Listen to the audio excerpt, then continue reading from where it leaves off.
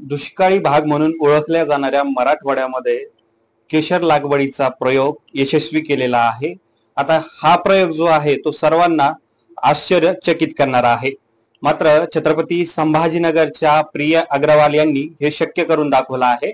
त्यांनी एका 10 बाय 10च्या खोलीमध्ये केशर प्रयोगाची लागवड केलेली आहे। आपण जर बघितलं तर केशर लागवडीचा प्रयोग जे काश्मीरमध्येच आपल्याला पाहायला मिळत असतात, मात्र आता मराठवाड्यात देखील या प्रयोगाची चर्चा आपल्याला ऐकायला मिळत आहे। या संदर्भात अधिक बोलण्यासाठी आपल्या सोबत स्वतः सीए प्रिया अग्रवाल आहेत। आपण त्यांच्याशी देखील संवाद साधणार आहोत।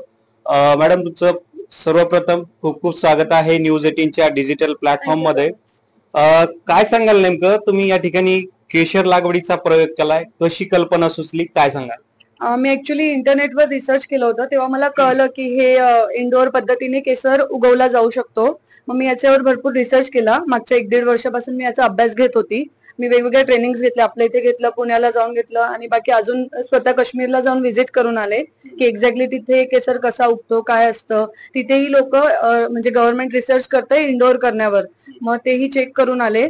मग मला ओव्हरऑल कळलं की हे होऊ शकतं, तर मी याला म्हणजे ट्राय देण्याचा विचार केला आणि माझ्या हस्बंडचा सपोर्ट असल्यामुळे आम्ही याला सुरुवात केली।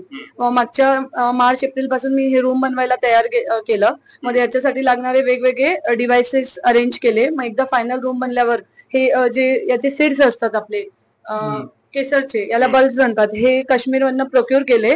मग हे सीड्सला आत शिफ्ट करून त्यांना एक कृत्रिमरित्या जे काश्मीरमध्ये वातावरण असतं तसं तयार करून त्या बल्बला दिलं, जेणेकरून त्याच्यामधनं फुलाच्या रूपात केसर बाहेर येऊ शकतो। साधारणतः हे जो प्लांट आहे, हा प्लांट उभा करण्यासाठी तुम्हाला किती वेळ लागला? माझं एक 8-1 महिने गेले याच्यात।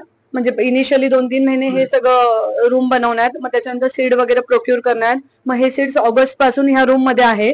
त्यांची ऑगस्ट, सप्टेंबर, ऑक्टोबर काळजी घेतली। धनतेरस 15 ऑक्टोबर नंतर याला पहिलं फुल आलेलं दिसलं होतं।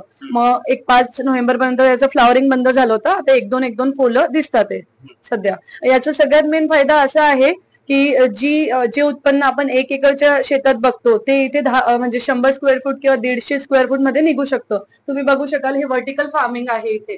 तर इथे मल्टिपल लेयर्स क्रिएट करून एक छोट्या जागेत आपण जास्त उत्पन्न घेऊ शकतो। येस।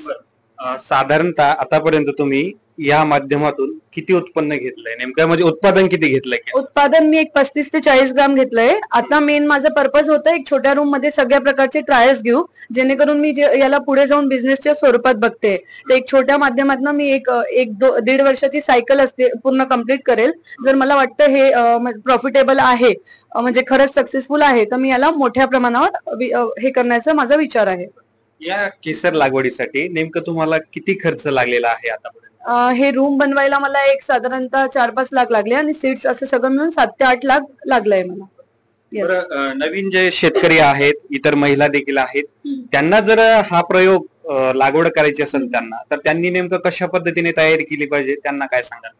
याच्यावर त्यांना पहिले स्वतः भरपूर रिसर्च करावा लागेल, याचा अभ्यास घ्यावा लागेल। मग यासाठी वेगवेगळ्या ट्रेनिंग होतात आपल्या इथे इंडियामध्ये, महाराष्ट्रात वगैरे। तर तिथे जाऊन ट्रेनिंग घेतलं की त्यांनी स्वतः त्यांना लक्षात येतं की हा आपण करू शकतो की नाही करू शकत, म्हणजे सक्सेसफुल आहे असं ट्रेनिंग मध्ये म्हटलं गेलंय। त्याच्यानंतर पण आपल्याला किती फिजिबल आहे ते सगळं बघून ते करू शकतात। बरं, येणाऱ्या काळामध्ये नेमकं किती दिवसामध्ये हा जो केसर लागवडीचा प्रयोग आहे यामधून तुम्हाला उत्पन्न मिळेल? आता केसर हे वर्षातनं एकदा येतं। आता आपला हा पिरियड ह्या वर्षीचा झालाय 2025 चा, आता 2026 मध्ये येणार। मेनली याचे 3 स्टेजेस असतात, एक फ्लावरिंग, एक मल्टिप्लिकेशन आणि एक डॉर्मन्सी। सो फ्लावरिंग एक 3 महिन्याचा पिरियड असतो, त्यांना एक प्रॉपर ऍटमॉस्फिअर मिळालं तर 3ऱ्या महिन्यात ते ऑक्टोबर ते नोव्हेंबरच्या मिड मध्ये फ्लावरिंग येतं। त्याच्यानंतर ते जातं मातीत, जिथे ते स्वतःला मल्टिप्लाय करतं। एक सीड स्वतःचे 3-4 सीड्स बनवतं। हे सीड्सची इन्व्हेस्टमेंट 1 टाइम आहे। त्याच्यानंतर ते वर्षानुवर्ष स्वतः डॉटर बल्ब क्रिएट करत असतात। मग एक एप्रिल पर्यंत स्वतःला ते मल्टिप्लिकेशन करतात। त्याच्यानंतर ते एप्रिल ते ऑगस्ट डॉर्मन्सी मध्ये जातात, म्हणजे सुप्त अवस्थेत ते स्वतःची एनर्जी कंझ्युम करतात। हे जे केसर तुम्ही लागवड केलेली आहे, याचं वाण कोणतं आहे, नेमकं वेगवेगळे प्रकार असतात त्यामध्ये? मोगरा केसर म्हणतात, जसं मी तुम्हाला दाखवू शकते इथे। हे जे 3 पत्ती आहेत रेड कलरचे, याला आपण केसर म्हणतो। तर ह्या केसर मध्ये जेव्हा आपण याला धाग्यासोबत काढतो तर ते लच्छा केसर असतो। हे धाग्यासोबत घेतलं तर लच्छा केसर असतो, आणि हा धागा तोडला तर हा आपला मोगरा बनतो। याला काश्मीरी मोगरा म्हणतात. हे ओरिजिनल सॅफ्रॉन आहे. याच्यात भरपूर भेसळ होते आजकाल बाजारात. तर आमचा ब्रँड असा आहे की आम्ही या धाग्यासोबत विकू, जेणेकरून याला भेसळ कमी करता येते. जेव्हा हे सिंगल थ्रेड विकतो तेव्हा त्याच्यात भेसळ होण्याचे चान्सेस जास्त असतात कलर करून. तर नक्कीच आपण बघितलं की सीए असलेल्या प्रिय अग्रवाल यांनी छत्रपती संभाजीनगरमध्ये केसरचा यशस्वी प्रयोग केलेला आहे. हा प्रयोग जो आहे इतर महिलांना आणि शेतकऱ्यांना प्रेरणादायी देणारा आहे. न्यूज 18 साठी रवी शिकारे, छत्रपती संभाजीनगर.